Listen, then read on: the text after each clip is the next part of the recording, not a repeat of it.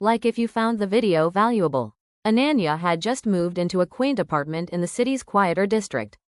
The rent was cheap, the building old but charming, and she liked the idea of living alone for the first time. It was perfect, at least, that's what she thought. The first night was uneventful, except for the faint hum of the old radiator. But the second night, things got strange. She had just finished reading when her phone buzzed. A notification flashed on the screen. "I see you."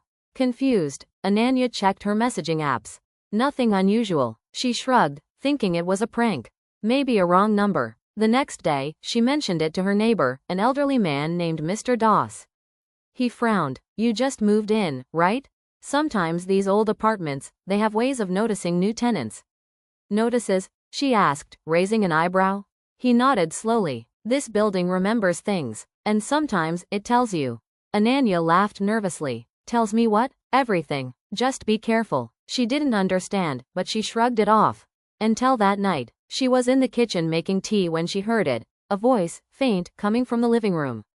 Her name, whispered clearly. "Ananya." Her heart raced. "Who's there?" Silence. She shook her head, telling herself she was imagining things. But then, her laptop screen lit up by itself.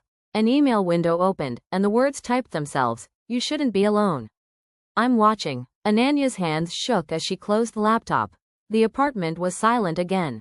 But when she glanced at the hallway mirror, she saw a shadow that wasn't hers, tall, hunched, lingering near the door. She backed away. "Stop, whoever you are." Nothing. The following days were worse. Lights flickered, doors creaked, sometimes opening or closing on their own. Small items disappeared only to reappear in odd places. And always, the messages, on her phone, her laptop, even on sticky notes that weren't there before. "I know what you did." Ananya realized she had to confront the apartment. She began inspecting every corner, every electrical outlet, every pipe, looking for hidden cameras, wires, anything. But the apartment was clean. Too clean. One night, she followed a pattern. Every time the lights flickered, a sound echoed from the ventilation ducts.